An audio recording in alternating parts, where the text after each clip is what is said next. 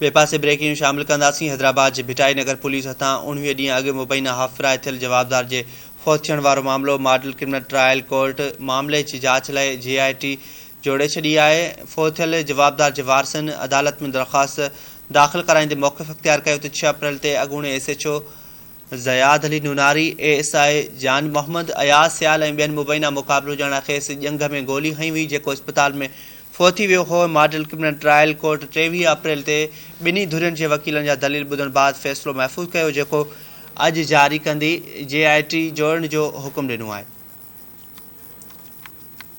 Breaking news अवां सां share कयूं पिया हैदराबाद मां।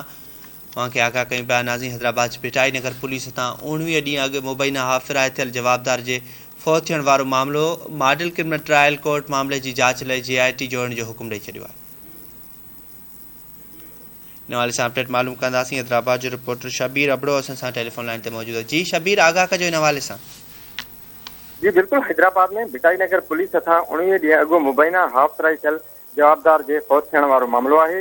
मॉडल क्रिमिनल ट्रायल कोर्ट वारसनि जी पुलिस खिलाफ़ दाख़िल दरख़्वास्त ते DIG के मामले जी जांच लाइ JIT जोड़ण जो हुकुम ॾेई छॾियो।